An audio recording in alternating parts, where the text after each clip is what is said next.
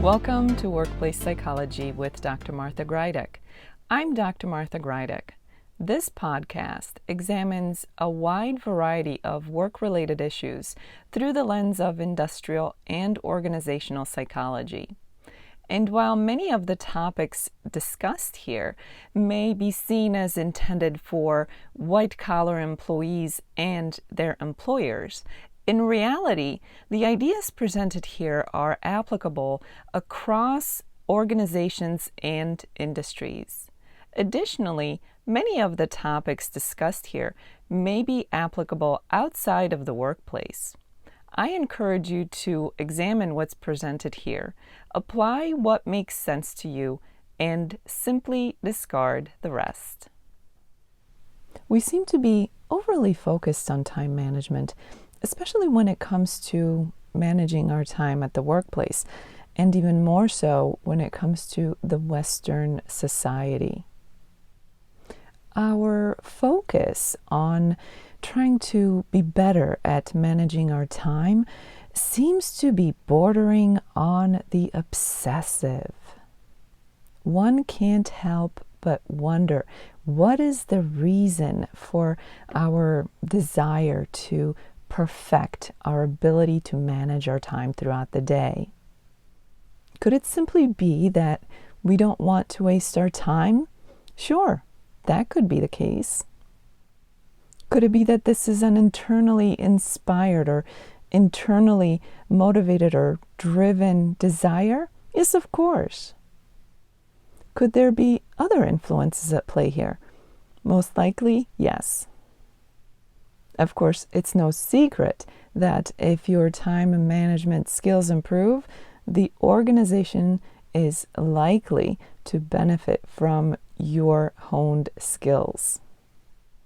But consider, generally speaking, have we perhaps reached a point of saturation when it comes to this endeavor of endlessly improving our time management skills? That's a good possibility. It's true that some people are better at managing their time than others. Some have honed in on whatever it is that works for them, that helps them make the best of the time they spend at work. Others may be not so good at it. They could simply still be looking for that tool or that approach that helps them to maximize their time at work. And there are a few out there who simply aren't that good at time management, and perhaps they could use a hand from another person when it comes to improving their time management skills. But the reality also is this, that many of you who are endlessly searching for that time management unicorn already have pretty good time management skills. So why are you looking for something better? Why are you looking to improve on something that doesn't necessarily require improvement? Could it be a case of guilt? Could it be simply because you were sold the idea that you have to keep searching or keep improving your already adequate time management skills? That's also a good possibility. So for those of you who already have adequate time management skills, rather than chasing after that legendary unicorn, why not focus on something other than time management? You've already got that one down. Why not focus on something else? Here is another idea where you can focus your energy instead. What about focusing on the quality of the output of your work, of your efforts, or the quality of your experience? How about the quality of other people's experience when it comes to your efforts and your work? And here's another idea. How about learning to enjoy what you do? Meaning, rather than rushing through a task simply for the purpose of completing it and getting more and more tasks accomplished, how about working on slowing down to the point where you are focusing on quality of your work, but also learning how to actually enjoy your efforts enjoy what you're doing. What a novel idea that may seem to be for so many out there. Of course, this may not seem like a very popular idea to some of the organizations out there or some of you in management. But as counterintuitive as that may sound, there are actually benefits to that. There are benefits to learning how to focus on quality rather than quantity, and learning how to enjoy one's work rather than churning out more and more and more. There are definite benefits to trading in that which is what I call the hamster wheel of insanity for actual appreciation and enjoyment of our time and our efforts while at work. When you consider those things that benefit the individual employee, whether you're the employee or the organization, the employer, you have to consider that which benefits the employee will, by extension, benefit the organization as well. So consider, what will it mean to you as an individual? What will it mean to the organization as a whole to have happier and therefore more productive employees?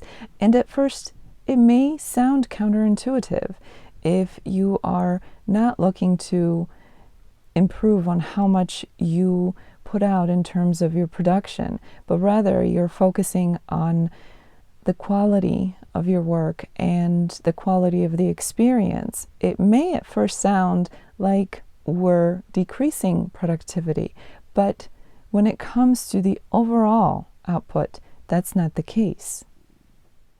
We're looking at better quality of work, but we're also looking at better health and better well-being, again, both for the individual employee and, by extension, for the organization as a whole.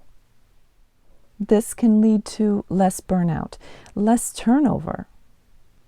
This may lead to fewer accidents, fewer sick days, and, of course, better talent acquisition and better talent retention.